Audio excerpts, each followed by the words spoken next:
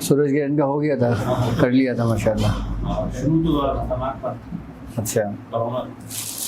अच्छा। मुझे शुरू में तो ऐसा लग रहा था कि नहीं होगा, मैं फिर 2-3 साल के बाद ही हाँ, कॉन्फिडेंस आ गया था उसको, पूरा effect था। कहाँ पे किया था? वहाँ खाते हुए तो नहीं करना चाहिए था। अच्छा अच्छा। खाते हुए तो नहीं, बाहर ही सामने जो कमरे है ना थोड़ी जगह, वहाँ पे कर दिया था। जब नादिर जो है वो बराबर में थी, आपसे की जगह में थी, बराबर जो आ रहा था ना, वहीं पे आ गया था। उस्मान अली शाह साहब का जो मज़ार है ना, उसके बिल्कुल पीछे ही इरफान अली शाह साहब का है, जो इन्हीं के साहबजादे हैं। इनकी वालदा का भी वहीं बना हुआ है और फिर इरफान अली शाह साहब का भी वहीं बना हुआ है, बिल्कुल मज़ार के साथ ही पीछे आते हुए बना हुआ है। अच्छा, जिन लोगों ने सूरज ग्रहण में ज़कात अदा कर ली है, ठीक है, वो लोग ये कर लें कि अब जो जुमरात आएगी, नौचंदी जुमरात ना, जिन जिन लोगों ने ज़कात अदा करी है सूरज ग्रहण के अंदर, अगर वो ये चाहें कि ये अमल इनका जारी हो और ये पूरे साल इनके करामात रहे, तो थोड़ा सा मीठा ले लें, ठीक है, और 1 गिलास दूध रखें और 1 गिलास पानी रखें, ठीक है, और पूरी फातिहा पढ़ें और यह शेख अब्दुल कादिर जिलानी शाह ये 111 बार पढ़ें, ठीक है। नहीं, उस दौरान जब ये सामान रखोगे, मुसल्ले पे बैठ के सामान रख के फातिहा पढ़ोगे और फिर यह शेख अब्दुल कादिर जिलानी शाह 111 मरतबा पढ़ेंगे, और फिर जो कुछ भी पढ़ा होगा ना, सारा सरकार गौस पाक के बारगाह में पेश कर देंगे, उनको लौटा देंगे, ठीक है। इसका फ़ायदा ये होगा कि अगर उससे रुजत के कोई असरात होंगे तो वो ख़त्म हो जाएंगे।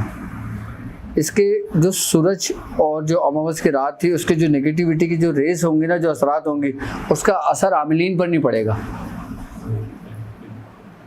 ये अमल करने थे, ठीक है। ये लौटाने के बाद, फातिहा देने के बाद, इसालो सवाब करने के बाद, फिर वो जो मिठाई होगी, जो मीठा होगा, वो घर वाले खा लें, बच्चों में तकसीम कर दें, और दूध और पानी सब घर वाले इस्तेमाल कर लें। तो इसका फ़ायदा ये होगा, ना तो उससे कोई रुजत होगी, आई बस समझ में, और ना इसके कोई मनफी असरात होंगे, बल्कि ये कि ये आपका अमल भी जारी हो जाएगा और इसके फयूज़ात, इसकी बरकतें भी मिल जाएंगी। जिन जिन नियत से जिन जिन लोगों ने किया होगा, फिर उसमें वो बेहतरी होनी शुरू हो जाएगी उसमें। ऑफिस से पढ़ाई की, हाँ, तो कर सकते ऑफिस में, ऑफिस ही बैठे बैठे आप हाँ हाँ, तो ऑफिस ही पढ़ा। नहीं, बहालत मजबूरी, अब जॉब तो नहीं छोड़ सकते ना, कर सकते, उसमें कोई हर्ज नहीं था। कितना पड़ा था? 1100 पड़ा था, ठीक है, ओके, बस एनर्जी लेवल अच्छे हो जाते हैं। अगर ऑफ की वेव्स आती है, तो हर वक्त नहीं आती, वेव्स ही आती है। एनर्जी लेवल बहुत अच्छा, पहले वीकनेस ही होती ना नाज़िल पढ़ने के, अब वीकनेस फील नहीं होती। सही, तो प्रैक्टिकली एकदम ऑफ से निकाल लो। सही। कहते हैं कि आमिलीन को चाहिए कि जो कोई सा भी अमल कर रहे हो, किसी भी सूरत का, किसी भी आयत का, कोई भी अमल कर रहे हो और अमलियात की दुनिया में उन्होंने कदम रखा हो, तो वो कम से कम 111 मरतबा जो ना, ये शेख अब्दुल कादिर जिलानी शाह ये अपने विर्द में रखा करें। इसका फ़ायदा ये होगा कि अमल में अगर तुम्हारे कोई नुक्स हुआ, क्योंकि इंसान जिस जगह अमल करता है ना, वहाँ के जो शयातीन जिन्नात होते हैं, या मुसलमान जिन्नात होते हैं, या दूसरे शयातीनी मखलूक होती हैं, तो वो इंसान को जो तंग करती हैं ना, वो इनसे महफूज हो जाता है अमल। उसकी वजह ये है कि अल्लाह रब्बुल इज़्ज़त ने हज़रत सुलेमान अलैहिस्सलाम के मातेहत कर दिया था तमाम जिन्नातों को और तमाम शयातीनों को। हज़रत सुलेमान अलैहिस्सलाम से लेकर हज़रत सैयदना शेख अब्दुल कादिर जिलानी रज़ियल्लाहु ताला अन्हु तक हज़रत सुलेमान अलैहिस्सलाम का तसर्रुफ़ था इन तमाम मखलूक़ात पर, इन शयातीनों पर और इन जिन्नात पर। उनका हुक्म चलता था और उनका फ़ैसला होता था।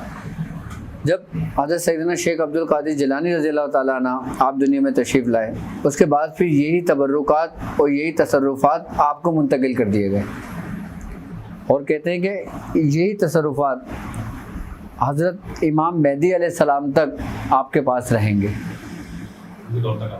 उस दौर तक आपके पास ही रहेंगे। तो हम जिस दौर के अंदर दाखिल हैं, जिस दौर में हम लोग चल रहे हैं, ये दौर सैयदना गौसुल आज़म का है। और जितने भी शयातीनों, जितने भी जो मुसलमान जिन्नातों की जो सल्तनतें हैं, इनके जो बादशाह हैं, जो सल्तनतों के हाकिम हैं, वो सारे आपके ताबे हैं। ये वाहिद बुजुर्ग हैं हज़रत सैयदना शेख अब्दुल कादिर जिलानी कि आपका तसर्रुफ ऐसा ही आज भी कायम है जैसा आपकी हयात में था। यानी कि जैसा आपकी हयात में था ना, वैसे ही आज भी कायम व दायम है। आप वो वाहिद बुजुर्ग हैं, वरना वफ़ात के बाद, इंतकाल करने के बाद तसर्रुफ़ात ख़त्म कर दिए जाते हैं और एक जगह तक महदूद कर दिया जाता है। लेकिन आपके जो तसर्रुफ़ात है ना, ये अल्लाह रब्बुल इज़्ज़त ने अपने फ़ज़ल से आपको लामहदूद कर दिया आपको, और ये उस दौर तक हमेशा इनके पास ही कायम व दायम रहेगा। हाँ, इससे आप नज़र उतार सकते हो, जिन्नात को उतार सकते हो, शयातीनों को उतार सकते हो, जला सकते हो। अभी तो नज़र के लेवल तक हम इतना तो कर सकते हैं। हाँ, जबकि नज़र सबसे ज़्यादा ख़तरनाक है जी। लोग ये समझते हैं कि नज़र मामूली होता है, क्योंकि हमारे दिमागों के अंदर एक कॉन्सेप्ट ये है कि जादू ख़तरनाक है। जादू अपनी जगह ठीक है, ख़तरनाक है, लेकिन जादू से ज़्यादा ख़तरनाक नज़र बद है, क्योंकि सरकार दो आलम सल्लल्लाहु अलैहि वसल्लम ने फरमाया कि मेरी उम्मत में सबसे ज़्यादा जो अमवात होंगी ना, वो नज़र बद की वजह से होंगी। ये नहीं फरमाया था जादू की वजह से होंगी। अच्छा, नज़र बद एक ऐसी चीज़ है, एक ऐसी ये रेस से बाकायदा कि ये आहिस्ता आहिस्ता जिस्म के अंदर तहलील होती है। इसके असरात एकदम ज़ाहिल नहीं होते। नज़र बद के जो असरात होते हैं ना, वो पहले आपके जिस्म को अंदर से खोखला करता है, आपके वजूद को खा जाता है अंदर से। और जब आपको पता भी नहीं लगता और आप अंदर से आपके मामला चल रहे होते हैं, यानी कि अंदर से वो आपको ख़त्म कर रही होती है नज़र बद। और नज़र बद ऐसा स्लो पॉइज़न है कि वो आहिस्ता आहिस्ता आहिस्ता आहिस्ता ख़त्म होके यहाँ तक कि आपकी औलादों में मुंतकिल हो जाती है। जादू औलादों में मुंतकिल कब होता है? कि जब आमिलीन ने उसकी नस्ल को उसके साथ बांधा होता है, और अगर आमिलीन ने उसकी नस्ल के साथ जादू नहीं बांधा होता तो वो मुंतकिल नहीं होता, वो उसके हद तक रहता, फिर वो ख़त्म हो जाता है। लेकिन जिस जगह पे वो रहता है वो शख्स, वो जगह ज़रूर मुतासिर होती है, वो घर ज़रूर मुतासिर रहता है उस वक़्त तक जब तक उसका इलाज मुकम्मल ना कर लिया जाए। लेकिन नज़र बद एक ऐसी चीज़ है कि जब इंसान के जिस्म के अंदर वो सलाहियत कर जाती है, जब वो पूरी तरीके से इंसान को कंट्रोल कर लेती है, उसकी सेहत को तबाह बर्बाद कर देती है, उसके कारोबार को सबको तबाह बर्बाद कर देती है, जब वो उससे मौत वाक़ई हो जाती है ना, तो वही नज़र बद के जो मामलात होते हैं ना, वो उसकी औलादों में मुंतकिल हो जाते हैं। जिस तरह जादू के उतारने के तरीके कार हैं, इसी तरतीब और तरीके के साथ बाकायदा तौर पे बुजुर्गान दीन ने नज़र उतारने के तरीके बताए कि नज़र किस तरह उतारी जाती है। हम समझते हैं ना कि नज़र लगे, आओ मैं तुम्हें दम कर दूँ। अब घर की लेडीज़ के अमूमन ये मामलात होते हैं, वो पढ़ के दम कर देते हैं। अच्छा, अगर जिसने दम किया है और वो ज़रा सी भी नापाक हालत में हो तो उसके असरात नेगेटिव उसके ऊपर भी पड़ते हैं। जैसे अमूमन आपने देखा होगा कि आपने किसी को दम करा, उसके सर में दर्द था, थोड़ी देर बाद उसके सर का दर्द ठीक हुआ, लेकिन जिसने दम किया था वो मुतासिर होने शुरू हो गया, उसका सर भारी भी होने शुरू हो गया। तो इसका मतलब ये हुआ कि उसके असरात उसके अंदर मुंतकिल हुए, और ये ज़्यादा ख़तरनाक है। जब भी किसी के ऊपर नज़र उतारी जाती है ना, तो एक चीज़ का ख्याल रखा जाए, जिस तरह इंसान पढ़ाई की वजह से रुजत का शिकार होता है, इस तरह नज़र उतारने से भी इंसान उसी असरात का शिकार होता है। अगर आप चाहते हो कि घर के अंदर किसी की नज़र उतारो और आप इससे मुतासिर ना हो, तो सबसे पहले आप वज़ू कर लो। आई बात समझ में? और जिसकी नज़र उतारी जाती है ना, उसको ये हुक्म दे दो कि वो जाके गुस्ल कर ले, क्योंकि सरकार दो आलम सल्लल्लाहु अलैहि वसल्लम, आप अपने दौरे हयात में जो नज़र बद के मरीज़ आया करते थे, आप उनको ये फरमाया करते थे कि गुस्ल कर लो। जब इंसान गुस्ल करता है ना, पानी इंसान को पाक करता है, और वो कलाम पाक करता है जो आप नियत करते हो। आपने नजर बद का गुस्ल किया है कभी? कभी भी नहीं किया, क्योंकि हमें पता ही नहीं। हमें सिर्फ गुस्ल जनाबत का पता है या नापाकी के गुस्ल का पता है,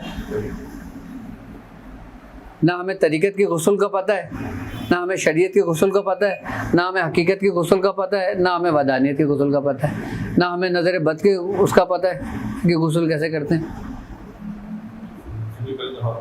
हाँ, यहाँ तक कि अगर कोई शख्स जिसके ऊपर जादू हो, नज़र बद के असरात हो, अगर आप उसको गुस्ल करने का हुक्म देते हैं और वो ये नियत करके करता है, तो उसके ऊपर से जो तह लगी हुई होती है, जो नज़र बद की जो नेगेटिव रेज की लगी होती है, वो पानी के ज़रिए उतर जाती है उस कलाम इलाही के ज़रिए। फिर वो अंदर ज़रूर रहेगी। अच्छा, अंदर जब ज़रूर रहेगी तो जब आप कलाम इलाही पढ़ के उसके अंदर दाखिल करोगे तो फिर वो उस रेस को जला देती है। यानी कि आग की मौत है। यानी कि एक दर्जे हरारत 100 डिग्री है और एक दर्जे हरारत 200 डिग्री है, तो 100 जो डिग्री है वो 200 में जम हो गई। अब उसकी कोई अपनी हैसियत नहीं रही, कोई ख़त्म हो गई उसकी हैसियत। इसी तरीके से जब हम कोई कलाम इलाही पढ़ते हैं ना, तो वो एक हरारत और एक हिद्दत रखता है, एक रेस रखता है, एक कुव्वत रखता है, एक फोर्स रखता है अपने अंदर। हम जब किसी को कुछ पढ़ के दम करते हैं, फूंक मारते हैं ना, तो फूंक के ज़रिए, फूंक से उस इंसानी तक का जो सफ़र है ना, वो उसके अंदर उस दर्जे हरारत को बढ़ाता है और उसको मुंतकिल करता है। अब लोग करते हैं ना कि भाई आपके ऊपर बुखार चढ़ा, मैंने दम कर दिया, बंदा ठीक हो गया। कैसे ठीक हो गया? साइंस तो दलील मांगती है ना। भाई आपने पैनाडोल टैबलेट खाई, आपको पता है मैंने टैबलेट खाई है तो मुझे मेरा बुखार उतर गया। अगर कोई तुमसे सवाल कर ले कि तुमने मुझ पे दम किया, मैं ठीक हो गया, कैसे? आप क्या बोलते हो? भाई कलाम इलाही की बरकत है ये। इससे ज़्यादा आपको कुछ नहीं पता। वो कहता है मैं इस कलाम को नहीं मानता, माज़अल्लाह। अगर कोई शख्स ये कहता है मैं इस कलाम को नहीं मानता, मुझे दलील दो कि मैं ठीक कैसे हुआ, तो आपके पास क्या दलील है?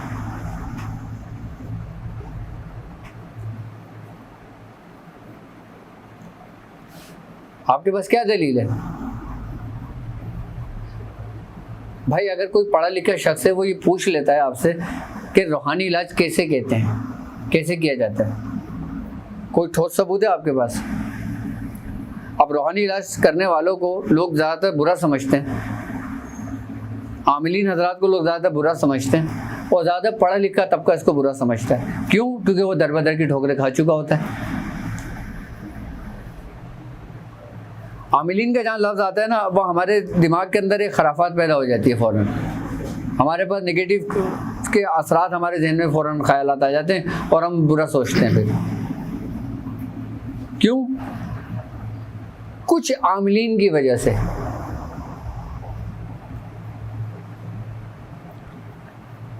अगर हम किसी को नज़र उतारते हैं, कुछ पढ़ के दम करते हैं ना, तो हम अपनी हरारत आई बस समझ में उस फूंक के ज़रिए, यानी कि उस कलाम इलाही के ज़रिए दूसरे के जिस्म के अंदर मुंतकिल करते हैं। अच्छा, जब दूसरों के अंदर हम मुंतकिल करते हैं ना, तो मुंतकिली का जो सफ़र होता है ना, वो सामने वाले इंसान की और करने वाले इंसान की पॉजिटिव और नेगेटिव रेस के ज़रिए होता है।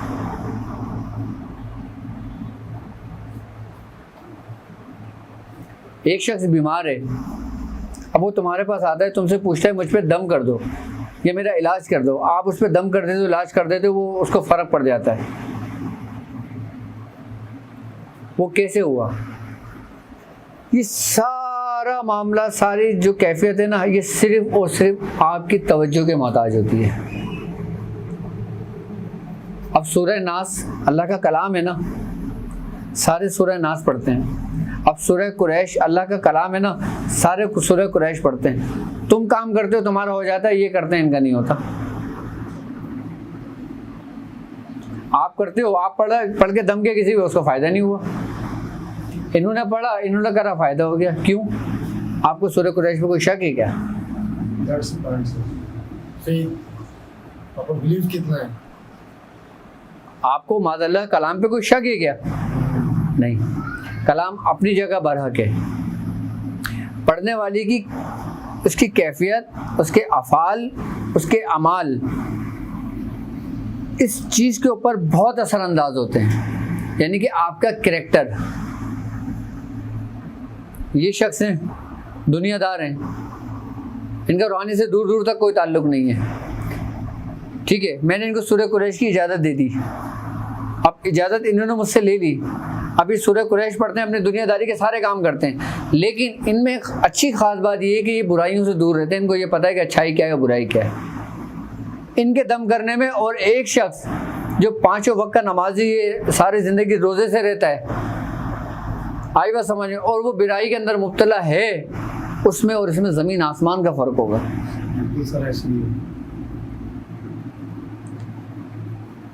क्योंकि रोज़े महशर आपकी जो जांच पड़ताल होगी वो किस बात पर होगी कि आपने कितनी इबादत की, बताओ मुझे। नहीं, सबसे ज़्यादा तो इब्लीस इबादत करता था, सबसे ज़्यादा इब्लीस ने इबादत करी, शैतान ने करी है। रोज़े महशर आपकी जो जांच पड़ताल होगी ना, वो इबादतों पे नहीं होगी, वो आपके अमाल पर होगी, आपकी ज़िंदगी पर होगी कि आपने अपनी ज़िंदगी कैसे गुजारी।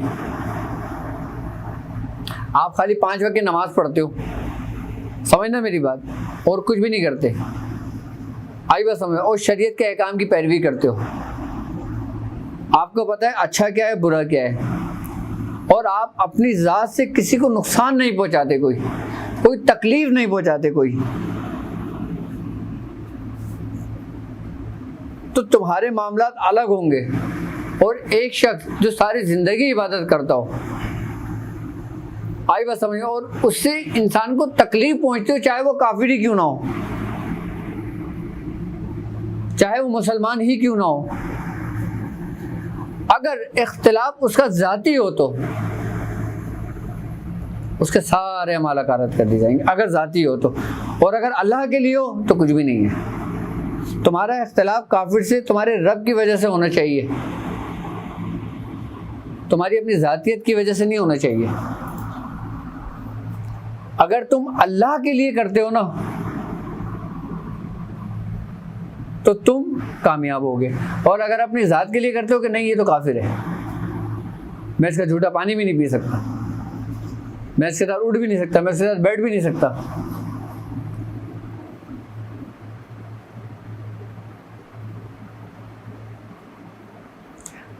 हम लोगों को दरअसल डरा दिया गया है, हम लोगों को डरा दिया जाता है बचपन से लेके आज तक। तुम मुझे ये बताओ कि तुमने कब्र के मुतालिक क्या सुना है?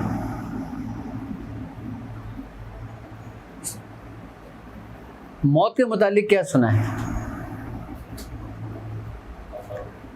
अजाब, डराना कि कब्र में ऐसा होगा वैसा होगा, सांप होंगे, बिच्छू होगा, ये होगा ये होगा।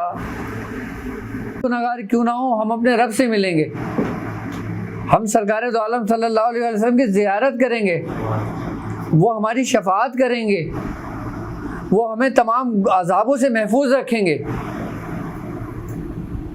हमें ये क्यों नहीं बताया जाता, ये क्यों नहीं सिखाया जाता? हमें मोहब्बत क्यों नहीं सिखाई जाती? हमें डराया क्यों जाता है? चलो अगर डर के मारे तुमने कोई गुनाह तर्क भी कर दिया तो इसमें क्या कमाल हुआ?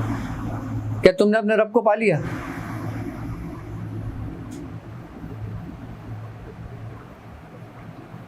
अगर तुमने डर के मारे, अज़ाब कब्र से खौफ के मारे अगर तुमने गुनाह को तर्क भी कर लिया तो क्या तुमने रब को पा लिया? डर खौफ से नहीं मिला। खुदा हमेशा मोहब्बत से मिलता है, डर और खौफ से नहीं मिलता। तुम अपनी माँ से डरते हो? क्यों नहीं डरते? और वो तो 70 माओं से ज्यादा मोहब्बत रखता है। तुम्हारे करीब अगर आग लग जाती है तो माँ फौरन अपने बच्चे को दूर कर लेती है कि आग के करीब मत जा बेटा। तो तुम्हारा रब तुम्हें आग के करीब जाने देगा? ये चीज हमें क्यों नहीं सिखाई जाती?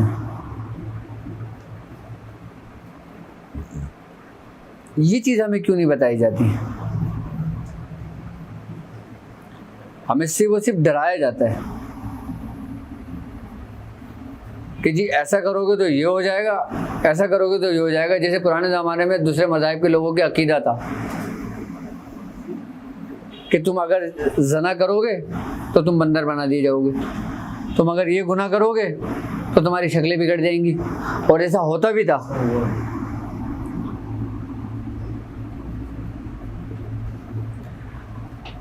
हज़रत नुमान बिन साबित रज़ियल्लाहु ताला अन्हु यानी कि इमाम आज़म अबू हनीफा, आप कितने मुत्तकी और परहेज़गार गुजरे हैं,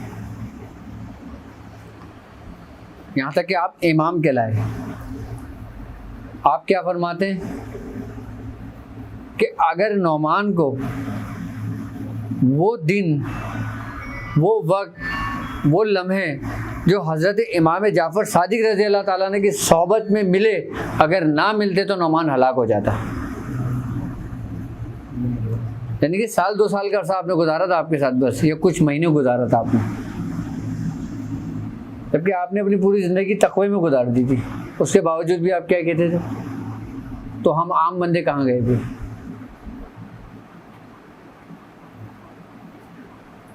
हम अगर रूहानियत को सीख रहे हैं, अगर हम इस रूहानी सफ़र में चल रहे हैं, तो सबसे पहले हमने अपने अंदर के जो खसाइल रज़ीला है ना, हमारे अंदर जो बुरी आदत है, हमें सबसे पहले अपने अंदर से वो ख़त्म करनी पड़ेंगी।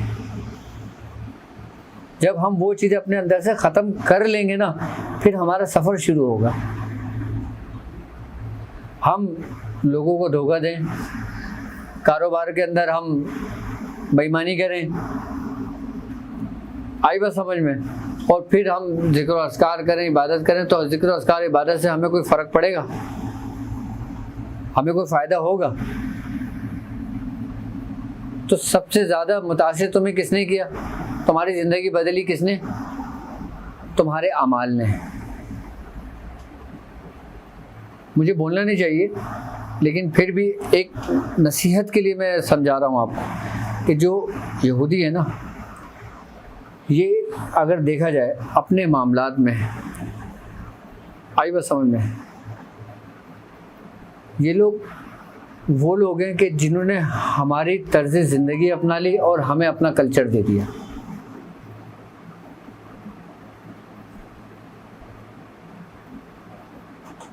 इन्होंने अपना कल्चर हमें दे दिया और हमारी जो इस्लामी ज़िंदगी थी ना, वो पूरी की पूरी इन्होंने अपना ली।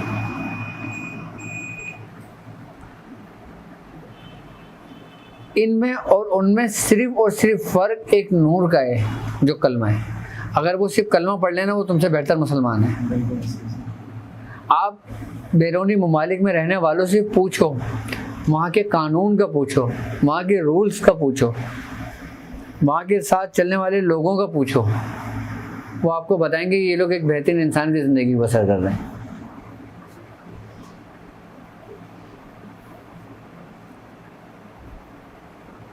यानी कि जो हमने इख्तियार करना था वो हमने तर्क कर दिया, उन्होंने सिर्फ एक चीज़ को अपना लिया, अपना इखलाक बहुत अच्छा कर लिया उन्होंने। उनका इखलाक ज़ाहिरी इतना अच्छा है ना कि आप उसको दात और रश करने पे मजबूर हो जाओगे।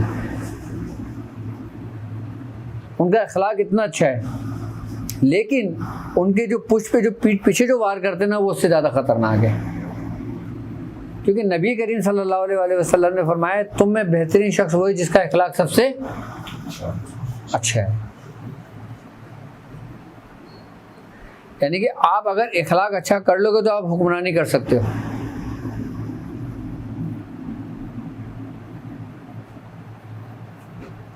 आप उनके रोल और उनके फॉलो देख लें, जितने भी वो करते हैं। हमारे, अगर हम अपनी तारीख में जाते हैं, जब हमारे बच्चे छोटे हुआ करते थे, हम उनकी तरबियत कैसे करते थे? तैराकी सिखाते थे, तीरंदाजी सिखाते थे, आई बस समझे, बुजुर्गों की सोहबत में डाल दिया करते थे, घुड़सवारी सिखाया करते थे। आज आप अपने बच्चों को क्या सिखाते हैं? मोबाइल। आज भी यहूदी अपने बच्चों की तरबियत और तालीम इसी सूरत में कर रहे हैं जैसे इस्लाम में तरीक़ेकार थे। देख लो वो अपने बच्चे को कैसे वेपन चलाना सिखाते हैं, और देखो वो किस तरह अपने बच्चों की छोटी सी तरबियत करते हैं। हमारा बच्चा अगर नर्सरी या पहली वन में होता है तो उसका बैग उसके वज़न से ज़्यादा होता है, तो इतनी किताबें और कापियाँ होती हैं। वरना बाहर मुल्कों में यहूदी ईसाई ये लोग अपने बच्चे को कोई कापियाँ किताबें नहीं देते। ये लोग सिर्फ 5-7 साल तक तो सिर्फ उनको क्या एक्टिविटी कराते हैं, यानी उनका ब्रेन वॉश करवाते हैं, क्योंकि उस उम्र में उनके दिमाग के अंदर जो फिट हो गया ना वो सारी ज़िंदगी रहता है। और हम अपने बच्चों को रट्टाफिकेशन पे लगा देते हैं, वो हमसे बहुत आगे निकल गए हैं।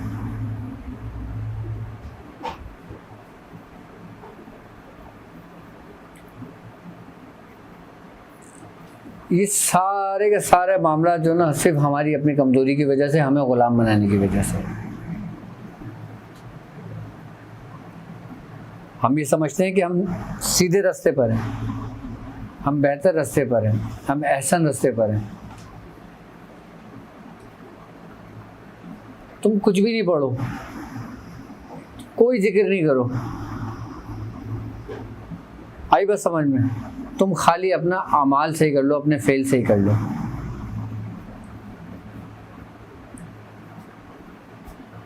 यानी अपने अंदर के बर्तन को साफ कर लो। जब तक आपके अंदर का बर्तन साफ नहीं होगा ना, आप कितने कुछ पढ़ लोगे वो सिर्फ सवाब के मानने ही रह जाएगा, इससे ज़्यादा आगे नहीं निकल सकते।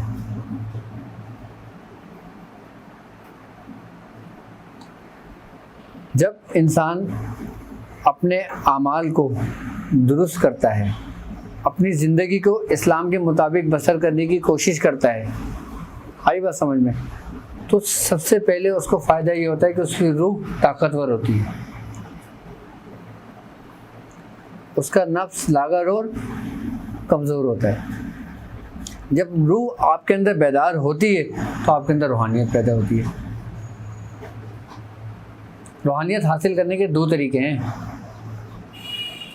एक आपकी तवज्जो के ज़रिए और दूसरा अपने आमाल को दुरुस्त करने के ज़रिए।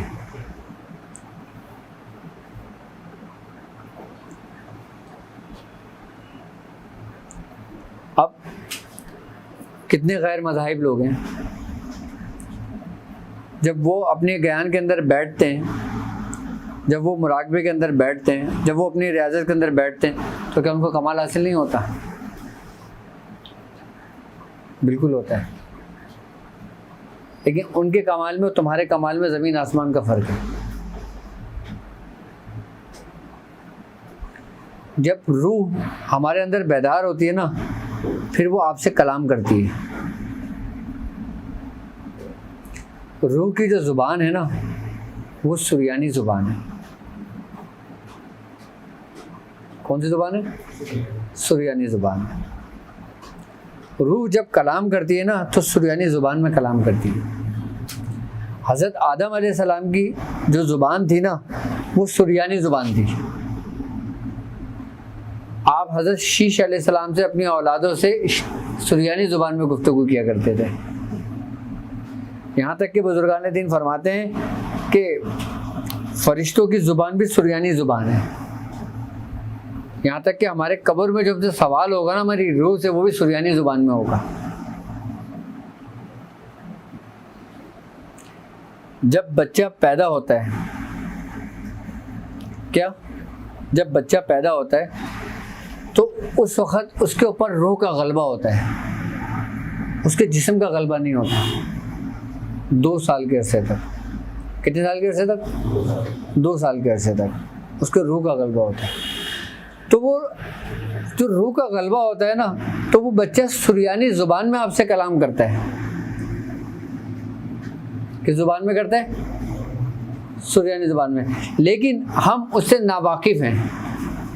अब आपने देखा होगा कि जब बच्चा होता है वो एक लफ्ज़ को दोहरा रहा होता है, जैसे उग उग उग उग उग करता है ना बच्चा।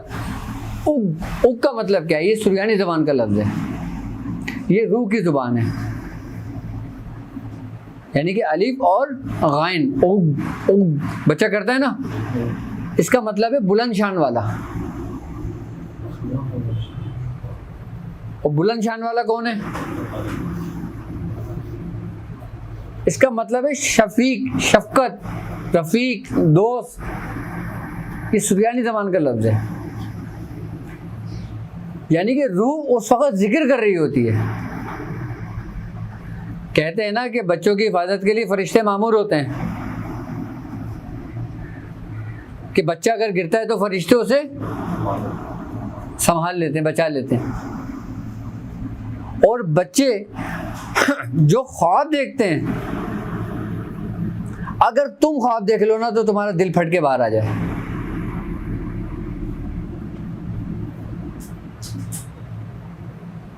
बच्चे जो ख्वाब देखते हैं, अगर तुम वो ख्वाब देख लो तो तुम्हारा दिल फट के बाहर आ जाए। क्यों?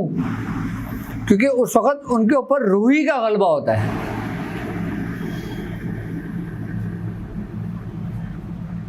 और एक बात याद रखना, जब बच्चा रोता है ना, जब बच्चा रोता है तो उसके रोने की वजह से जो ना उसके आसपास इर्द गिर्द तमाम शैतानी चीजें जागती हैं। अगर हम दौरे कदीम में जाते हैं ना तो बाकायदा तौर पे शयातीन की हाजिरी करने के लिए, शयातीन और जिन्नातों की हाजिरियाँ करने के लिए बच्चों को रुला रुला के छोड़ा जाता था। कि बच्चे जब चीखते थे ना, रोते थे ना, उससे वो चीज़ें आती थी खींच के उसकी आवाज़ को, उससे साउंड से। क्यों? क्योंकि वो रूह की आवाज़ थी।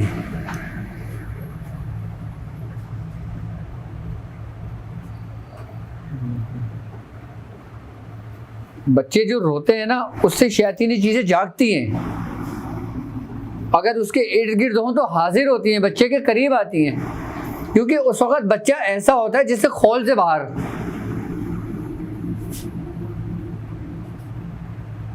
और खौल से बाहर कोई चीज़ होगी तो हर चीज़ करीब आएगी उसको समेटने के लिए, उसको नुकसान पहुंचाने के लिए। अच्छा, ये बच्चे की पैदाइश से लेके उस वक्त तक जब तक बच्चा बोल नहीं पाता, यानी कि 2 साल के अरसे तक का, बुजुर्गान दीन फरमाते हैं कि ये एक दिन से लेके 2 साल तक का जो सफ़र होता है ना, इसके ऊपर रूह का गलबा होता है। जब बच्चा बोलने लगता है ना, उसके बाद फिर जिस्म का गलबा आ जाता है उसके ऊपर, रूह का गलबा कम हो जाता है। अब जैसे बच्चा, छोटा बच्चा होता है, अब वो बू बू करता है, सुना है ना बच्चों के मुँह से, छोटे बच्चे होते हैं। अब बू बू भी सुरयानी जुबान का लफ्ज़ है। इसका मतलब है मीठी चीज़ के, जैसे माँ का दूध। देखा होगा अक्सर अमूमन आपने बच्चों को, बच्चे होंठ मिला के बू बू का एक साउंड निकालते हैं। वो उनको जब तलब होती है तब वो निकालते हैं, उनको जब एहसास होता है। तो ये भी सुरयानी जुबान का लफ्ज़ है, क्योंकि रूह का गलबा होता है ना, और रूह कलाम कर रही होती है। अब जैसे छोटे बच्चे होते हैं, अब 1 साल के बच्चे को ले लो आप, वो बोलता नहीं है, लेकिन जब उसको वॉशरूम आता है, पोटी आती है, वो क्या करता है? ऊ ऊ ऊ ऊ की आवाज़, साउंड निकालता है वो। ये भी सुरयानी ज़बान का लफ्ज़ है। इसका मतलब ये होता है कि गिलाज़त का इखराज होना।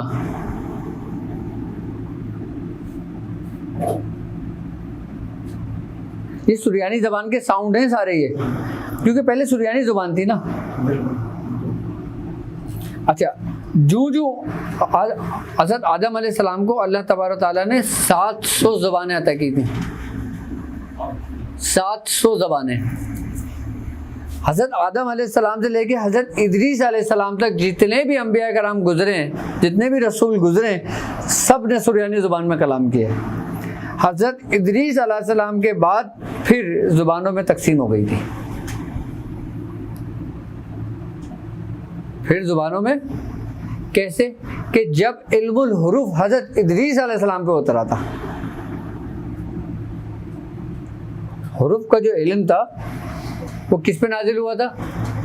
हज़रत इदरीस अलैहिस्सलाम पे, जिसको हम उर्फ़े तहज्जी कहते हैं।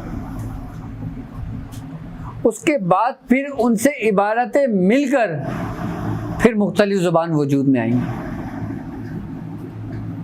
उससे पहले सिर्फ और सिर्फ सुरयानी ज़ुबान थी।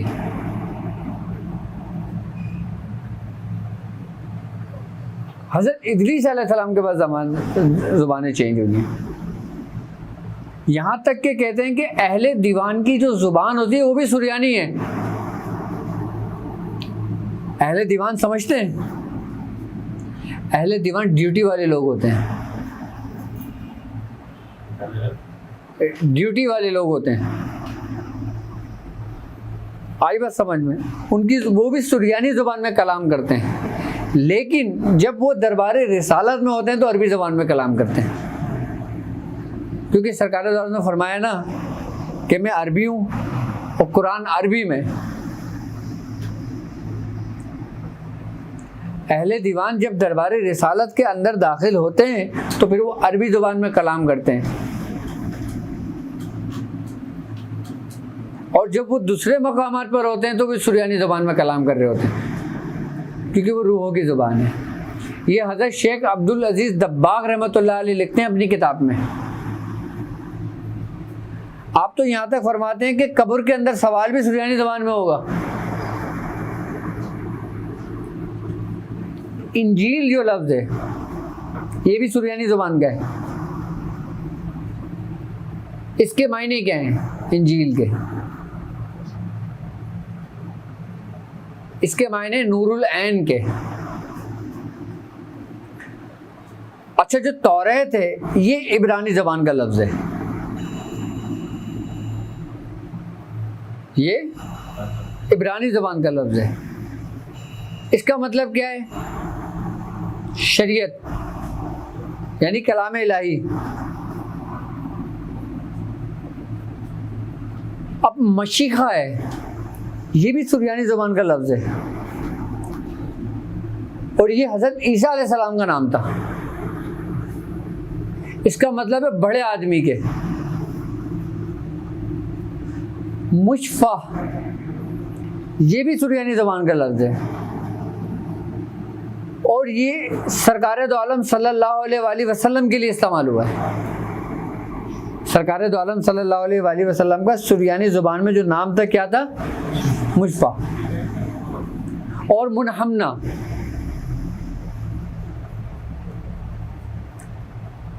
मुशफ़ा का जो मायने है ना, उसके मायने हम्द करने वाला, यानी हम्द के, तारीफ के। सरकार दो आलम सल्लल्लाहु अलैहि वसल्लम का जिक्र हर ज़ुबान में मौजूद है। आपकी तारीफ अल्लाह रब्बुल इज़्ज़त ने हर ज़ुबान में की है, लेकिन सबसे बेहतरीन और सबसे अहसन तारीफ जो की है वो की है कुरान में, अरबी ज़ुबान में। लेकिन सुरयानी ज़ुबान अब नापैद हो गई है, वरना औलिया कराम सुरयानी ज़ुबान के अंदर बाकायदा कमांड रखते थे। अहले दीवान की ज़ुबान है बाकायदा ही, और यहाँ तक के रोज़े महशर में भी तमाम लोग एक दूसरे से जब कलाम करेंगे तो वो करेंगे सुरयानी ज़ुबान में। अब आपने स्वाद सूरत पढ़ी है जो स्वाद से शुरू होती है, उर्फ़े मुक़त्तियात में जो आता है। जो स्वाद है ना, इसकी क्या अहमियत है? अल्लाह रब्बुल इज़्ज़त किससे मुखातिब है? क्या कह रहा है इसमें? हज़रत शेख अब्दुल अजीज़ दब्बाग रहमतुल्लाह अलैह फरमाते हैं कि अगर तुम स्वाद की अहमियत और हकीकत को समझ लो तो तुम कभी भी अपने रब की नाफरमानी ना करते, कभी भी अपने रब की नाफरमानी ना करते। आयत है ना, स्वाद वल कुरान ज़िक्री, ज़िक्र है ना। अब वो फरमाते हैं कि जो स्वाद है ना, ये बेसिकली एक अलामत है। किस चीज़ की अलामत है? हशर का जो मैदान होगा ना, ये उस खला का नाम है। यानी कि रोज़े महशर जहाँ लगेगा, रोज़े महशर जहाँ होगा, रोज़े महशर को ना बाकायदा स्वाद जो है ना, ये अलामत, इसको अपने पूरे पूरे आते में लिए हुए होगी।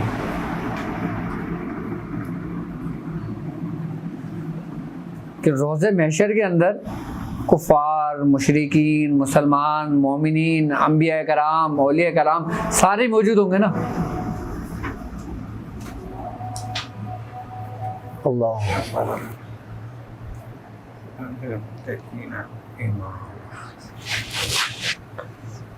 यहाँ तक कि जब रोज़ा महशर होगा तो उसमें किसी को किसी का कोई होश नहीं होगा, कोई किसी को नहीं पहचानेगा, कोई किसी को नहीं जानेगा। मालिकी यौमिद्दीन के मालिक है इंसाफ के दिन का, ये वही रोज़े महशर होगा। और उसके अंदर मुशरिकीन, कुफार सारे लोग एक जगह जमा होंगे। उस आते के नाम, उस खला का नाम, उस खले की अलामत वही स्वात है।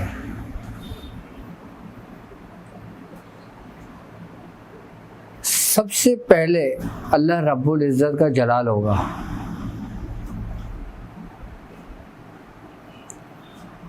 और जब अल्लाह रब्बुल इज़्ज़त का जलाल बढ़ेगा तो एक खौफ का आलम होगा।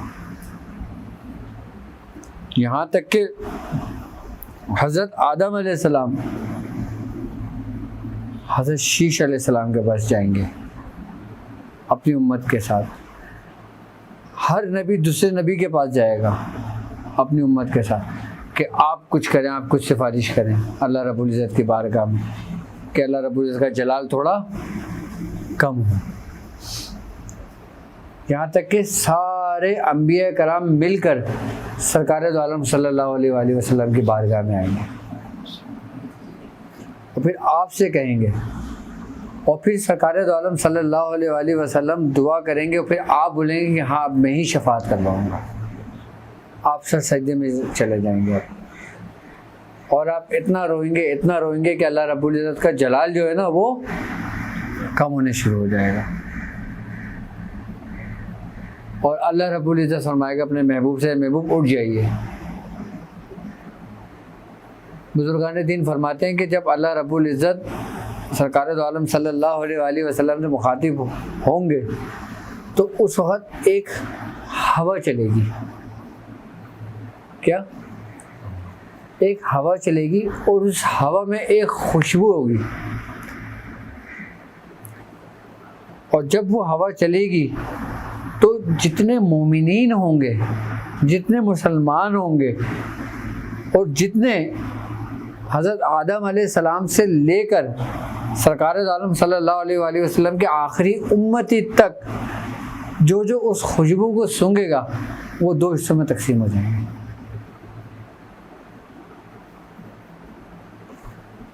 वो सारे जो लोग हैं ना वो समझ लें कि उस झंडे के नीचे आगे जमा हो जाएंगे कि जो झंडा सरकार दो आलम सल्लल्लाहु अलैहि वसल्लम के दस्ते मुबारक में होगा। और जो कुफार और जो मोमिनी, जो मुशरिकीन होंगे वो एक अलग ग्रुप में बढ़ जाएंगे। और फिर जो अल्लाह रब्बुल इज़्ज़त का जो जलाल, जो गज़ब होगा ना, फिर वो रहमत के अंदर मुंतकिल हो जाएगा, क्योंकि लोहे महफूज में लिखा हुआ है कि अल्लाह रब्बुल इज़्ज़त की जो रहमत है उसके गज़ब पर गालिब है। तो बस अल्लाह तबारक ताला हमें अपने बुज़ुर्गों के हमेशा नक्शे कदम पर ही रखे। और कुछ पूछना है किसी के तरीके का सामान कुछ? ये जो क़यामत है, ये इस 5 एलिमेंट्स की जो दुनिया है, ये आलम नासूर कहते हैं, ये जैसे ब्लैक होल में समा जाना है, ये क्या चीज़ है? ये एक ज़ोरदार धमाका होना है कि जिसने हर चीज़ ने अपनी जगह को छोड़ देना है। आई बस समझ, यानी कि एक इंसान का आता, एक इंसान का खिला इतना होगा कि जहाँ तक उसकी नज़र जाएगी वहाँ तक उसका वो खिला होगा। अब एक मोमिनीन के पास बराबर में एक काफिर होगा, उस मोमिन पर रहमत होगी और उस काफिर पे अजाब होगा। वो अजाब उस रहमत पे गालिब नहीं आ सकता, वो रहमत उसके अजाब को कम नहीं कर सकती।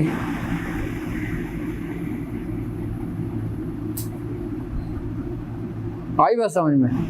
यानी वो उसके अमाल की वजह से उतना उसको अजाब मिलेगा जितना उसका वो होगा हिसाब किताब। ये सारा जो खला होगी ना, ये कोई अलग दुनिया नहीं होगी,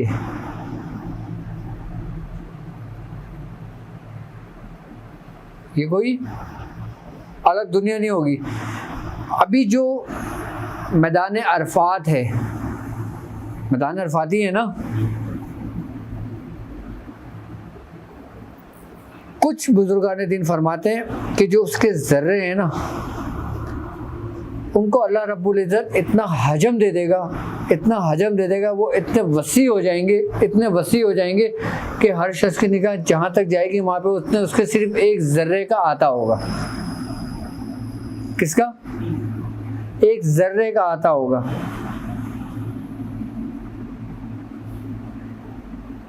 रोज़े महशर एक मैदानी होगा ना,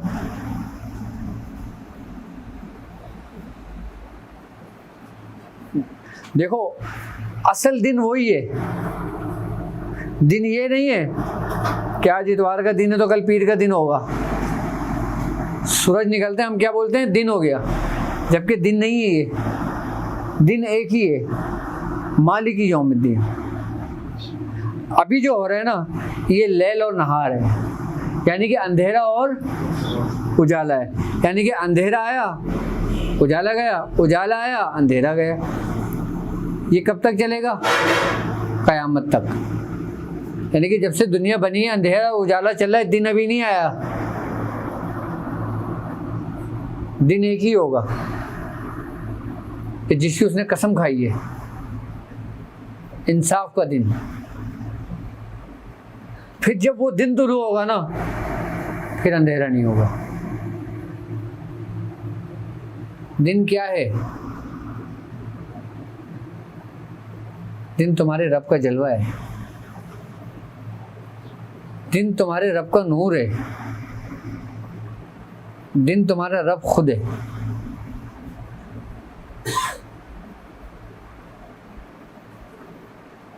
और हम क्या समझते हैं?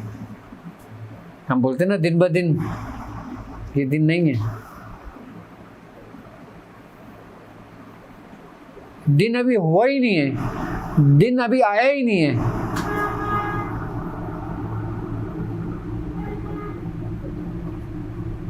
अभी तो अंधेरा और उजाले का झगड़ा चल रहा है, लैल और नहार का झगड़ा चल रहा है।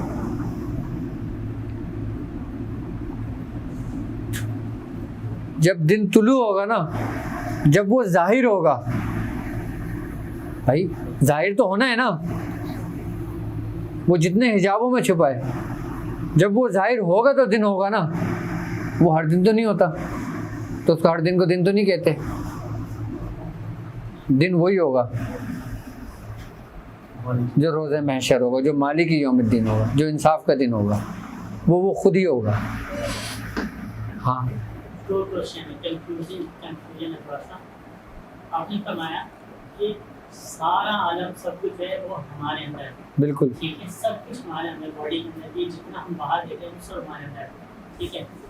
फिर उसके बाद क्या रहता है कि क़यामत कायम होती है। क़यामत बाहर जब कुछ है ही नहीं तो क़यामत कहाँ कायम होगी?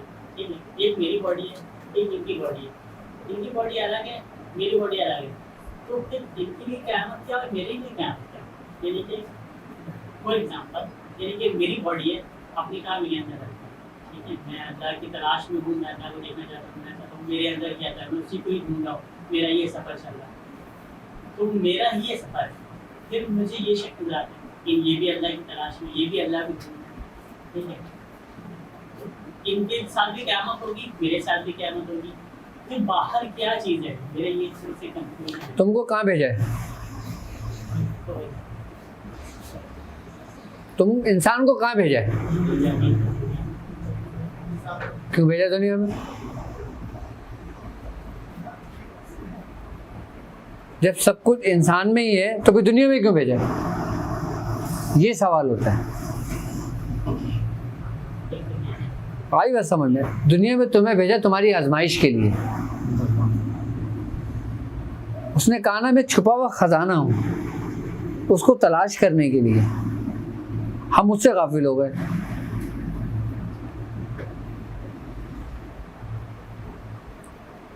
सब कुछ हमारे अपने अंदर ही मौजूद है, लेकिन जब तुम अपने अंदर तलाश करोगे तो तुम बाहर तो निकलोगे ना। एक शख्स तलाश करने किसी गुफा में जाता है, उसको वो मिल जाता है, फिर वो क्या करेगा? वहीं रुक जाएगा। या तो वो उसमें जम हो जाएगा या वो रोशनी की सूरत में हर जगह से खराज हो जाएगा। कतरा है, अगर समंदर में मिल जाएगा तो वो कतरा रहेगा। तो तुम्हारी हैसियत तो खत्म हो गई ना, जो तुमने अपने अंदर को तलाश करी। सारी कायनात तुम्हारे अपने अंदर मौजूद है, तुमने पूरी कायनात को अपने अंदर देखना है। आई बात समझ में? जब तुमने उसको पा लिया तो तुम रहे। यहाँ झगड़ा ही तो मैं का है।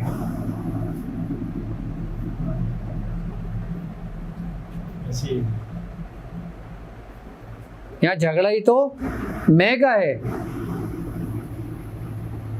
नहीं समझे भाई? तुम्हें जिसकी तलाश है, तुमने जिसको पाया, अब तुम अपनी मर्जी से जिंदगी बसर करोगे या उसकी मर्जी से जिंदगी बसर करोगे? है?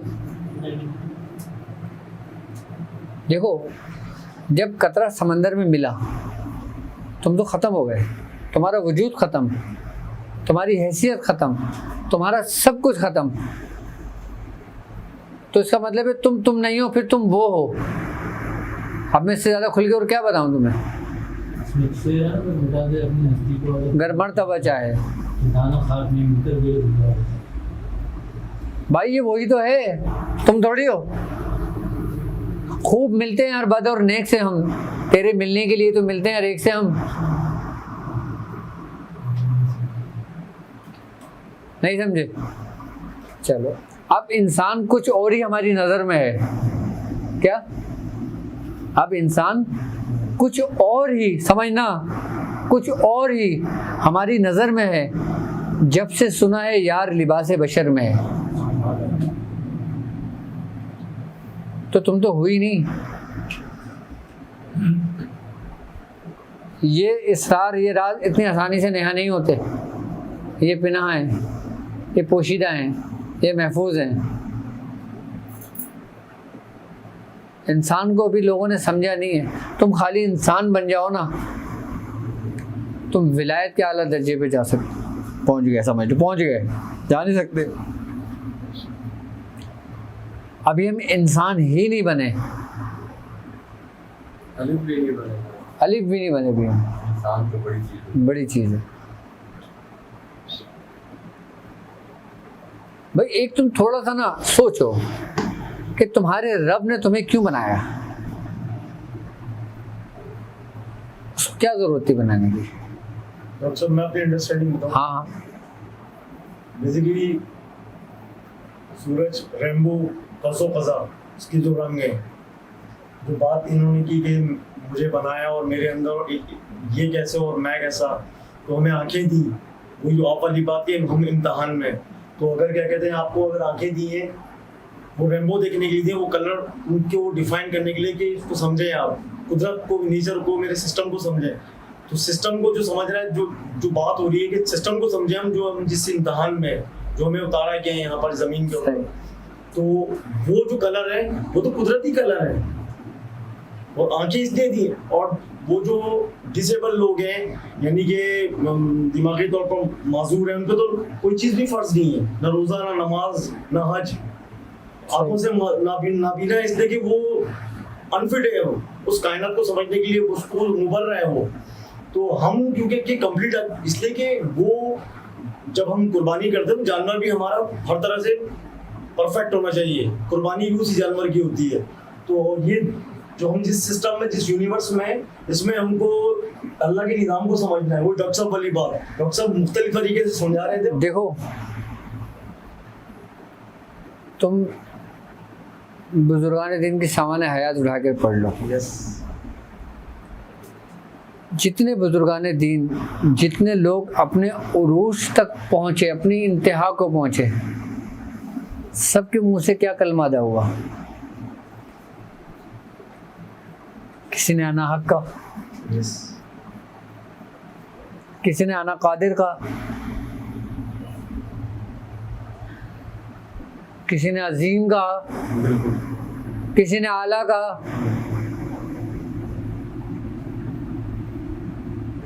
बताओ मुझे।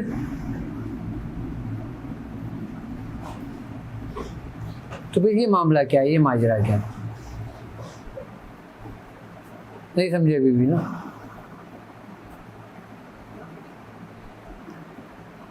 इंसान को समझना इतना आसान नहीं है।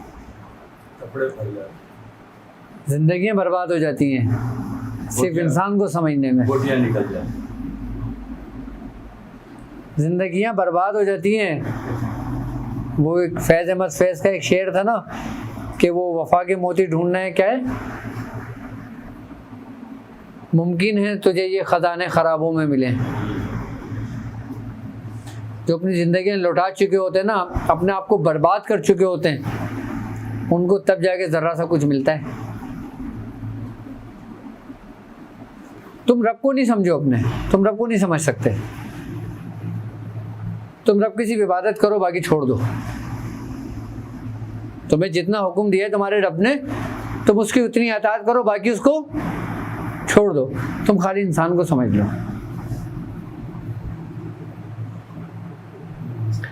आई बात समझ में? और सबसे दुनिया के बेहतरीन इंसान को समझ लो। किसको? सरकार दो आलम सल्लल्लाहु अलैहि वसल्लम। यकीन करो तुम्हारा कामिल जितना ईमान होगा किसी शख्स का नहीं होगा। तुम सिर्फ इंसान को समझ लो, इंसान की हकीकत को समझ लो, इंसान की अहमियत को समझ लो, इंसान की हैसियत को समझ लो। यहाँ तक का हुक्म दिया अल्लाह रब्बुल इज़्ज़त ने तुम्हें कि जब कोई इंसान मर जाता है तो उसको बाकायदा एहतमाम के साथ ज़मीन के सुपुर्द कर दिया जाता है।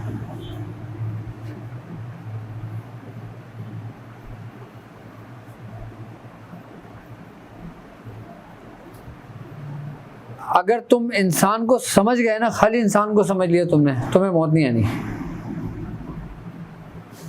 क्या तुम्हें मौत नहीं आनी? फिर यानी कि फिर तुम फना से बका में चले गए। पहले फना में जाओगे तो बका में आओगे ना। और फना में कब जाओगे? कि जब इंसान को समझोगे, जब इंसान को समझने की कोशिश करोगे, पहले अपने आप को बर्बाद करोगे। इंसान फना ऐसी थोड़ी होता है। और फना से मुराद किसी के इश्क में फना होना। अब तुम दुनियावी इश्क की बात करते हो, तुम्हें किसी लड़की से इश्क हो जाता है, आई बात समझ में? तुम जरा नंबर मिला के हेलो बोलते हो, तुम्हारे 5 घंटे फोन पे गुजर जाते हैं, पैकेज खत्म हो जाता है पूरा, तुम्हें टाइम का पता नहीं चलता एहसास। एक दुनियावी हवी से दुनियावी इश्क है तुम्हारा। एक मिसाल मैंने दी है, 4-5 घंटे गुजर जाते हैं, अम्मा बेचारी बोली होती है फजर पढ़ के सो जा, उसको वक्त का एहसास नहीं होता उसको। और जो रब से इश्क कर रहे हो तुम,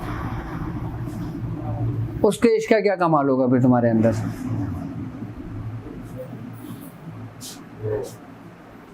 फिर उसमें तो तुम्हें होश ही नहीं होना चाहिए।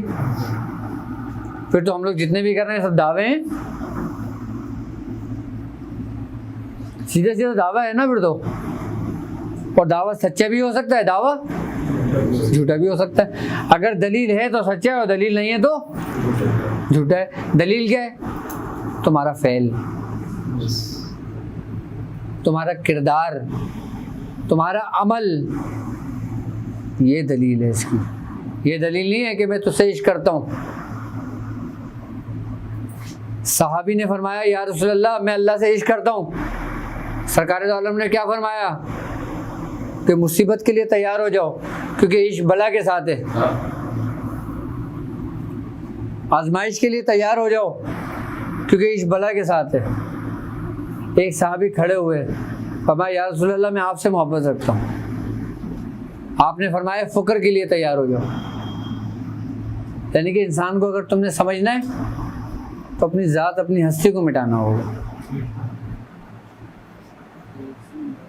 जैसे मियाँ हुजूर का वाक़या आता है कि आज अल्हम्दुलिल्लाह मियाँ हुजूर के पास सब कुछ है, लेकिन एक वक्त उन्होंने ऐसा गुजारा है कि मतलब हम जैसा बंदा वो सोच भी नहीं सकता। वो आजमाइश का बिल्कुल हुजूर ने गुजारा है और हमने तो देखा है। लेकिन एक हद तक अगर मियाँ हुजूर की ज़िंदगी के 2 हिस्से किए जाएं, आई बात समझ में, तो हमने एक हिस्सा नहीं देखा, एक हिस्सा देखा है। और एक हिस्सा जो उनकी रियाजत का था उसका इंतहाई हिस्सा देखा, इब्तिदाई नहीं देखा।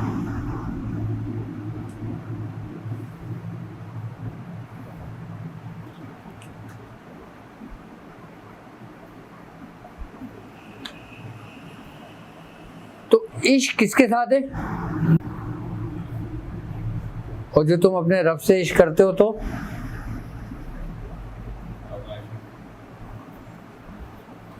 फना हो गए तो फिर बका मिल जाएगी।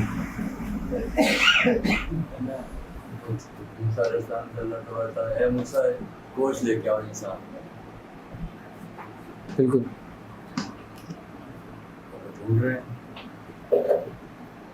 वो आशिक बैठा हुआ उसने दिया है, अगर एक कहा था पूरे जिस्म को गोश्त निकाल के प्लेट में दे, ये है। बिल्कुल वो कहते हैं ना कि लैला ने मजनू को आजमाने के लिए कि अभी मेरे इश्क में कहाँ तक पहुँचा है, अपने खादमा को बुलाया और उससे कहा कि छुरी हो ये प्लेट लो और जाओ मजनू के पास। मजनू से कहो कि लैला ने गोश्त मंगाया है। वो कनीज मजनू के पास चली गई तो मजनू से कहा वो लैला ने गोश्त मंगाया है। तो मजनू ने कहा गोश्त क्यों, उससे मंगवाया है? ये कहा वो कनीज वापस आ गई। उसने बोला मजनू ऐसा कह रहा है कि अभी इश्क में पक्का नहीं हुआ। कुछ अर्सा गुजरा, फिर लैला ने अपने कनीज को भेजा कि जाओ उससे पूछो, उसको बोलो कि लैला ने गोश्त मंगवाया।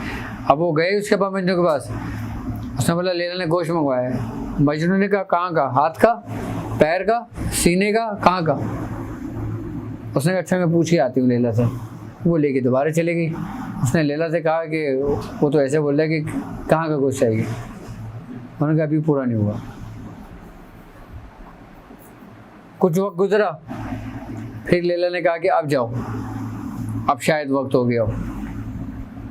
जब वो उसकी कनीज मजनू के पास पहुंची, उससे कहा लैला ने गोश्त मंगाया है। उसने कहा पूरा जिस्म हाजिर है मेरा, जहाँ से चाहो ले जाओ। क्या? जहाँ से चाहो। तो लैला ने क्या कहा कि अब पक्का हुआ है। सब कुछ बादशाह का तो है, हमारा क्या है? ना रूह है ना जिस्म, ना रूह है ना जिस्म। जिस्म की कीड़े खा जाएंगे, रूह ऊपर चल जाएगी, तो अंग्रेजी किस बात की? लेकिन एक है जो बाकी रहेगा, इश्क, वो तो इसी का तो है। मोहब्बत, ईमान, ये सब एक ही है, नाम अलग अलग है। क्या नाम अलग अलग है कि मैं इस पे मान लाया, मैं इस पे मान लाया, मैं इस पे मान लाया, मैं इस पे मान लाया। हाँ, और बाद में सब बोले बैठे हैं किस पे मान लाया हो तुम? वो इसकी रोज़े मैशर में बख्शवाएगा। ये इश्क ही है जो तुम्हें बख्शवाएगा। जो इश्क है ना वही सब कुछ है, बाकी कुछ भी नहीं। आजमाइश बहुत है। अगर कोई शख्स अल्लाह ताला से ये दुआ करता है कि मुझे अपना खुद नसीब कर पाए, तो बगैर आजमाइश के जो किताबों में पढ़ा है कि बगैर आजमाइश के अल्लाह ताला भी कुछ नहीं देता, तो वो पहले देखता है कि ये आयस काबिल है या नहीं है। ऐसा इस बात में क्या? देखो वो तो देखता ही देखता है, वो सिर्फ ये देखना चाहता है कि तू मुझे देखता ही नहीं देखता। वो तो इंतज़ार करता है तुम्हारा, वो तुम्हारा इंतज़ार करता है कि तुम कब आओ, और तुम एक कदम बढ़ाओ वो 2 कदम बढ़ा देगा।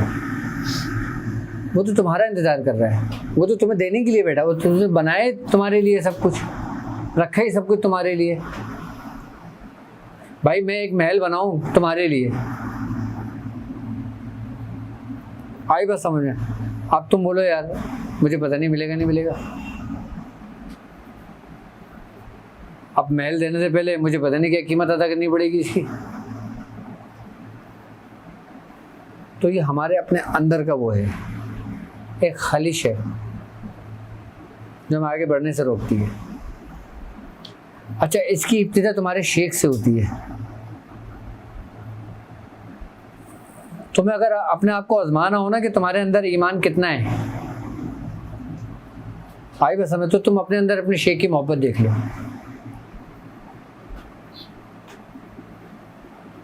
अपने अंदर अपने शेख की मोहब्बत देख लो, तुम्हें पता चल जाएगा। तुम अपने आप को वजन कर लो कि तुम किस कैटेगरी में हो।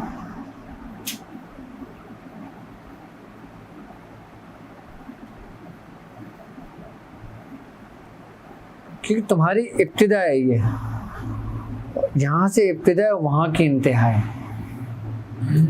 शैतान तुम्हें इब्तिदा में कामयाब नहीं होने देता, उसको पता है कि अगर ये इब्तिदा में कामयाब हो गया ना, ये इंतहा तक पहुँच गया, तो वो तुम्हें कभी भी इब्तिदा में कामयाब नहीं होने देगा।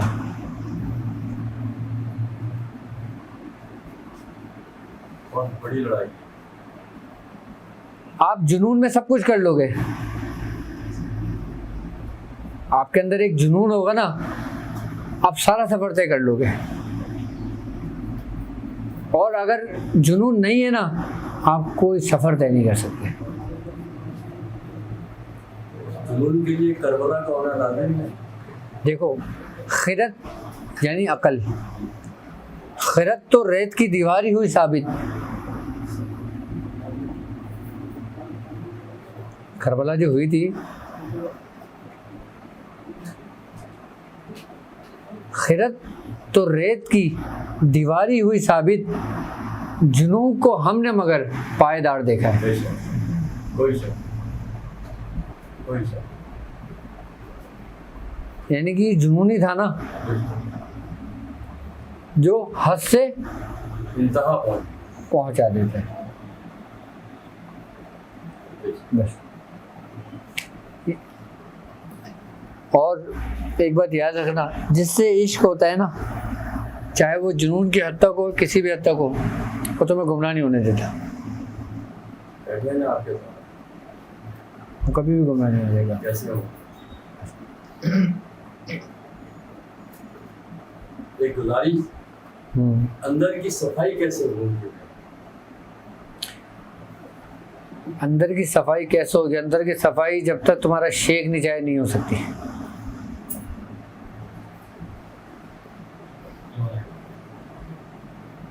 शेख को कैसे आना है? एक बात बता रहा हूँ तुम्हें,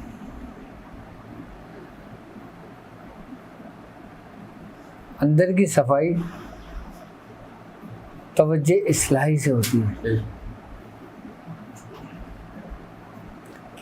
शेख के बगैर नामुमकिन। मैं इसलिए कह रहा हूँ कि जब तक तुम्हारे दिल में तुम्हारे शेख की मोहब्बत नहीं होगी, तुम्हें सर से भी नहीं चल सकते। तो तुम किसके मोहताज हुए? उसके बाद फिर तमाम ये मनाजिल हैं, जब तक सफाई अंदर की। अंदर की सफाई का सबसे बेहतरीन तरीक़ेकार ये है, सबसे बेहतरीन तरीक़ेकार ये है, बुजुर्गान दीन फरमाते हैं, अपने अंदर 3 खसलतें पैदा कर लो, हमेशा कामयाब रहोगे। सबसे पहला, कम खाना। दूसरा, कम सोना। तीसरा, कम लोगों से मिलना जुलना। ये सफाई का तुम्हारे अंदर बेहतरीन कुलिया है कि जिसमें आती है वो पता है। हाँ,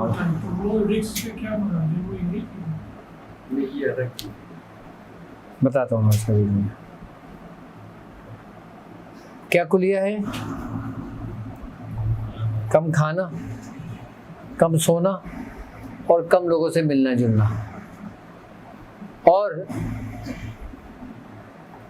अपने यार की यारी से मतलब रखना। दुनिया कुछ भी कहती रहे, आपको परवाह नहीं होनी चाहिए। दुनिया तो कहेगी, काम है क्या? आप यार अपनी यारी से मतलब रखो बस। मियाँ हुजूर हमारे ज़ाहिरी हालत में अपने दादा मियाँ से बहुत कम मुलाकात होती थी। कभी साल में हो जाती थी, कभी 6 महीने में हो जाती थी, कभी 3 महीने में हो जाती थी। आखिरी वक्त में फिर हमारे दादा मियाँ हुजूर को कहते थे कि यार तुम कम से कम हफ्ते में 1 दफ़ा आया करो। तो हर जुम्मे जुम्मे जाया करते थे, वो भी कितने 20 साल के बाद, 30 साल के बाद। और हम यहाँ समझते हैं कि हम रोज़ जाएंगे तो हमें फैज़ मिलेगा। फैज़ करीब होने का नाम नहीं है। फैज़ करीब होने का नाम नहीं है। कुछ लोग करीब रहकर भी बहुत दूर होते हैं, उनके फैज़ से भी, उनके कुर्ब से भी। और कुछ लोग दूर रहकर बहुत करीब होते हैं, कुर्ब के भी और फैज़ से भी।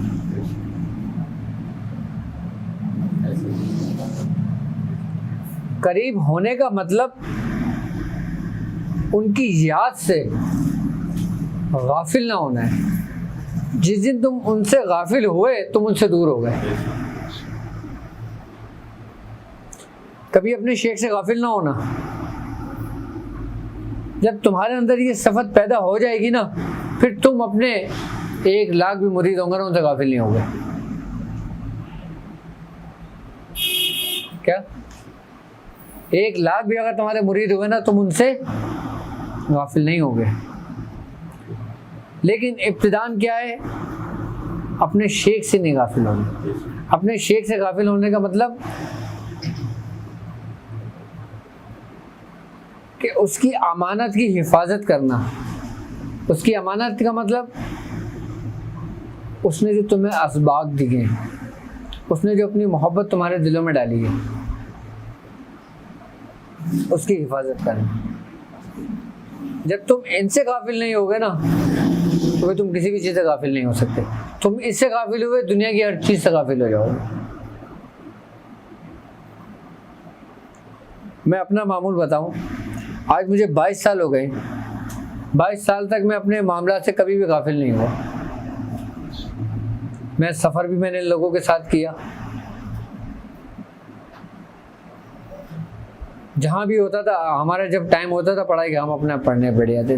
घर में शादियाँ हुई, खुद की शादी हुई, हर दिन हर अच्छी रात गुजारे, लेकिन हम कभी भी अपने पढ़ाई, अपने मामला से गाफिल नहीं हुए। चाहे हमने चलते फिरते कर लिया, हमने जगह बैठ के कर लिया, हम कहीं भी हुए हमने कर लिया, लेकिन हम गाफिल नहीं हुए। क्यों? क्योंकि हमने वही तरीका अपनाया जो हमारे मियाँ का था। यहाँ तक कि मियाँ हुजूर हॉस्पिटल में एडमिट थे,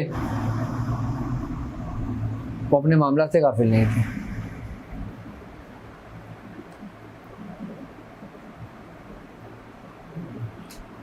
रूहानियत नाम ही मोहब्बत का है। जिस दिन हमारे अंदर ये मोहब्बत पैदा हो गई, समझ लो हम कामयाब हो गए।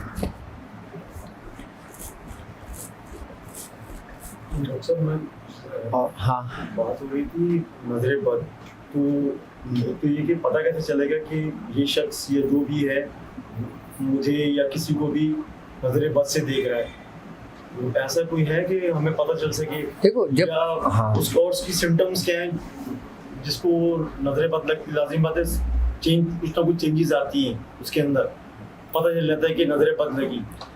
नजरे बद की जो इब्तिदाई अलामत है ना, वो सबसे पहले ये होता है कि इंसान के अंदर जो आपने देखा है ना कि सुनपन की कैफियत होती है। सबसे पहली अलामत इसकी होती है कि इंसान का जिस्म में सुस्ती और काहिली आ जाती है, और उसकी आंखें के जो पपोटे होते हैं ना, ये ऐसा लगता है कि जैसे इसमें हल्के हल्के से ना स्वेलिंग आ गई है, और आंखों में फीकापन हो जाता है, और फिर सर पे बोझ आने लगता है, यानी आंखों में नमी नहीं रहती, बिल्कुल फीकापन आ जाता है, और सर पे भारीपन की कैफियत रहती है, और फिर उसके पसीने से उसके जिस्म से ना स्मेल आनी शुरू हो जाती है। जब भी आप अपनी कैफियत देखो, आपको शक हो, आप सबसे पहले जाके नियत करो नजर बद का और गुस्ल कर लो जाके। यानी ये दिल में नियत कर लें या इसकी कोई नियत करके आप गुस्ल कर लो, और गुस्ल करने के बाद आप आईने के सामने खड़े हो, आई बस समझ में, एक बार सूरह फलक सूरह नास पढ़ के अपना बदम कर लो। देखो आपने देखा होगा अक्सर अमूमन आप कितने थके हो जब आप नहाकर बाहर आते हो, गुस्ल करके बाहर आते हो, क्यों हो जाते हो आप?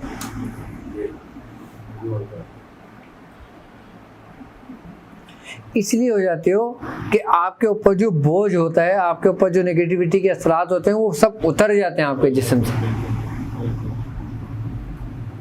इसलिए आप फ्रेश हो जाते हो।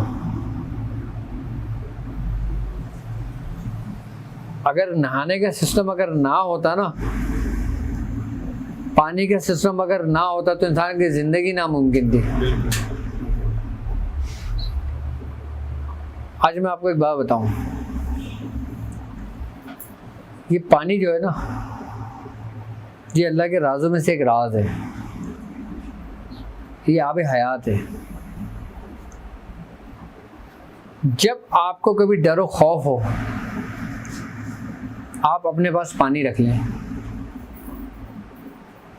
आपका खौफ कम हो जाएगा। इस पानी के तलस्मात में बता रहा हूं, सिर्फ पानी, पड़ा हुआ नहीं, सादा पानी, पानी पे बाकायदा बड़ी रिसर्च हुई है, जापान ने तो बहुत की है।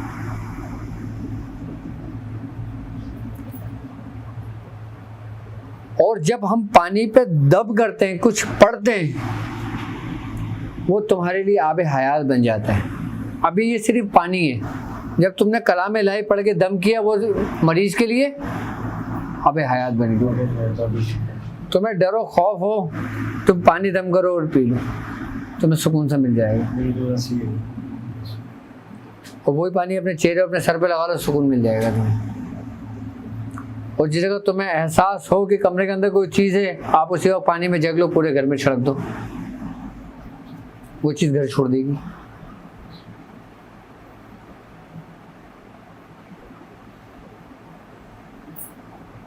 ये पानी की तासीर है कि पानी, अच्छा हम पानी पीते क्यों हैं? फीलिंग होती है कि कुछ लिक्विड जाए। किस चीज़ की फीलिंग होती है? बॉडी में फासिल मात्रा निकालने। पानी बेसिकली हमारे जिस्म के अंदर की नेगेटिविटी को ख़त्म करता है। नबी करीम सल्लल्लाहु अलैहि वसल्लम की हदीस है कि फरमाया कि शैतान जो ना हमारे खून में गर्दिश करता है। जब शैतान हमारे खून के अंदर गर्दिश करता है ना, तो खून तो पूरे जिस्म के अंदर गर्दिश करता है। यानी कि जितना दौरान खून हमारा गर्दिश करा, शैतान ने एक राउंड लगाया, तो उससे एक नेगेटिविटी के असरात पैदा हुए। अब जब नेगेटिविटी के असरात ज़रूरत से ज़्यादा बढ़ जाते हैं ना, तो हमारा जिस्म जो होता है ना, वो तलब करता है अपने असल की। वो पानी की तलब नहीं करता, वो अपने असल की तलब करता है, जिसको हम कहते हैं प्यास। फिर जब हम पानी पीते हैं ना, तो पानी हमारे जिस्म के अंदर की नेगेटिविटी को लेकर पूरा इखराज कर जाता है, कि जिससे हमारे जिस्म को सुकून मिल जाता है। जिसके ऊपर खबीस असरात होते हैं, वो पानी नहीं पिएगा, कस के मुंह बंद कर लेगा। गलाजा तो गंदी चीज़ें खाएगा, जिसके ऊपर शैतान जिन्नात होते हैं।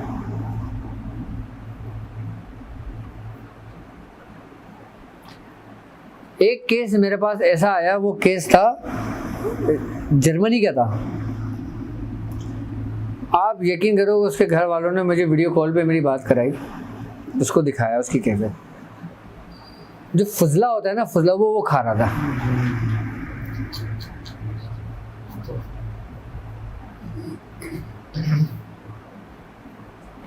मैंने कहा कैमरा बंद करो अपना। उसने कैमरा बंद करा, उसने चीख मारी।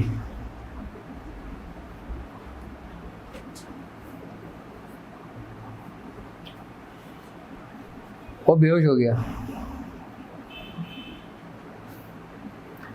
1 मिनट की कॉल थी खाली,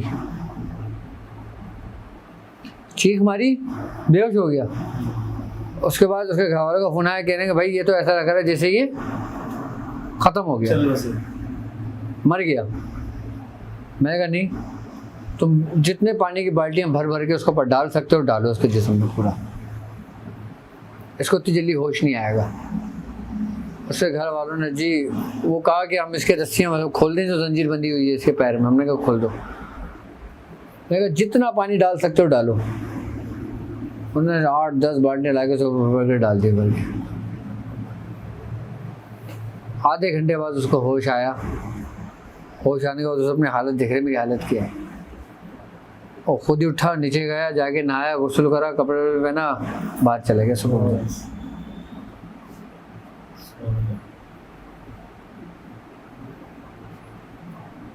ये थी तवज्जे की असर। किसकी पावर थी? तवज्जे की।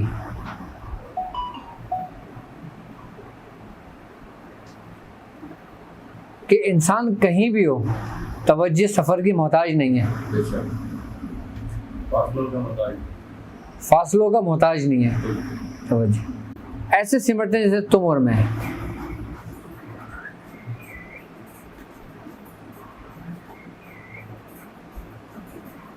और ये भी अल्लाह के हुक्म से होता है, आपकी मर्जी से नहीं होता।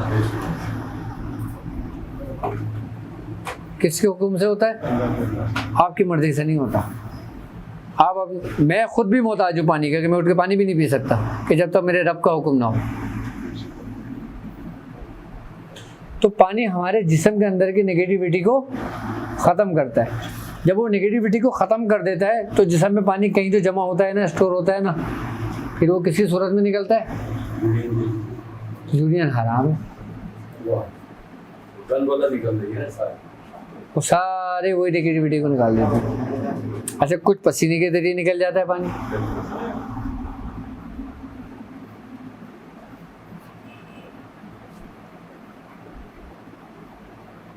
पानी की अजीब कैफियत और पानी के अजीब असरात और अजीब तासीर है। पानी दम करके पियो, पानी के असरात बदल जाएंगे। हाँ, आप पानी लो, इसके ऊपर सूरह कुरैश पढ़ो और दम करो, रख दो, और दूसरा पानी लो, इसके ऊपर कुछ भी कलमात कह दो और रख दो। आई बस समझ में।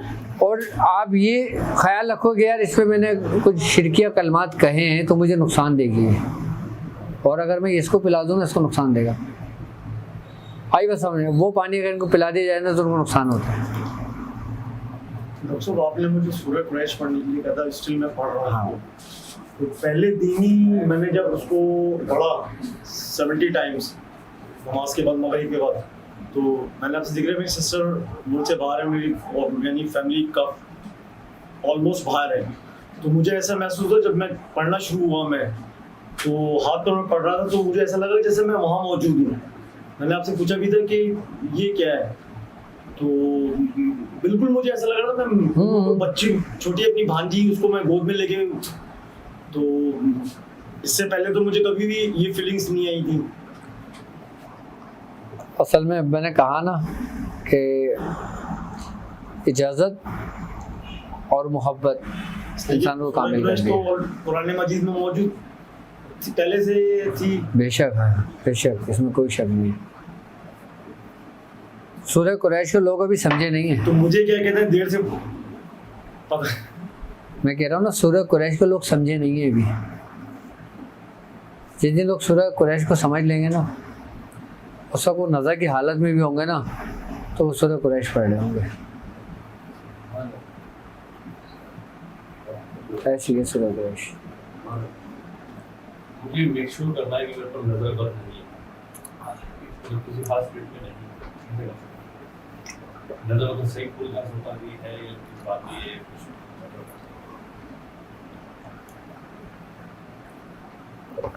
तुम्हारी 50% नज़र तो गुस्ल करने से उतर जाती है। 50% आप मुख्तलिफ तरीक़ों से कर लेते हो। कोई सूरह फलक सूरह नास से कर लेता है, कोई सूरह कलम के आखिरी आयत से कर लेता है, कोई दुआएं पढ़ के कर लेता है, कोई आयतुल कुर्सी करके कर लेता है। आई बात समझ में? तो उससे नज़र उतर जाती है। लेकिन एक वो नज़र जो जिन्नातों की नज़र होती है, जिस सना इंसान की नज़रें बद होती है, इस सना जिन्नातों की भी नज़रें बद होती है। अच्छा, जिस सना इंसानों के अंदर आमिलीन होते हैं, इस सना जिन्नातों में भी आमिलीन होते हैं। जिस सना इंसानों के अंदर जादूगर होते हैं, इसी तरह जिन्नातों में भी जादूगर होते हैं। अभी तो टाइम बहुत हो गया, लेकिन फिर कभी ना मैं तुम्हें जिन्नात जादूगर, जिन्नात आमिलीन और शयातीन जो बाकायदा तौर पे जादू के ज़रिए नज़र मुंतकिल करते हैं, उनके तरीक़ेकार बताऊंगा कि वो कैसे करते हैं। बस ये एक शख्स है, वो पूरी ज़िंदगी जैसे उसकी औलादों में भी ये चीज़ ट्रांसफर ना हो सके, उसको रोकने का तवज्जो, सिर्फ तवज्जो। क्योंकि तवज्जो एक ऐसी चीज़ है, इंसान की ज़िंदगी ख़त्म हो जाती है, तवज्जो ख़त्म नहीं होती। मरने के बाद भी? मरने के बाद भी। तवज्जो क्या है? फैज़ ही तो है ना। बुजुर्गों का फैज़ ख़त्म हुआ है ना। तो फैज़ क्या था? वो उनकी तवज्जो तो थी। किसी के ऊपर पड़ी तो उसकी नस्लें संवर गई, किसी दुश्मन में पड़ी तो उसकी नस्लें उजड़ गई। तो तवज्जो क्या है? तवज्जो कभी ख़त्म नहीं होती, एक दफ़ा पढ़नी चाहिए बस। हाँ, हर असल चीज़ ख़त्म नहीं होती, लेकिन लौटती अपने असल ही की जानिब है। लौटती अपने असल ही की जानिब है, ख़त्म नहीं होती।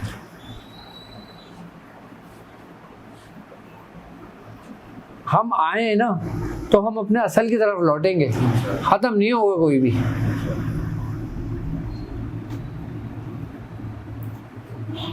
मरने के बाद या तो सवाब, या तो जन्नत, या फिर अज़ाब। ख़त्म हुआ नहीं।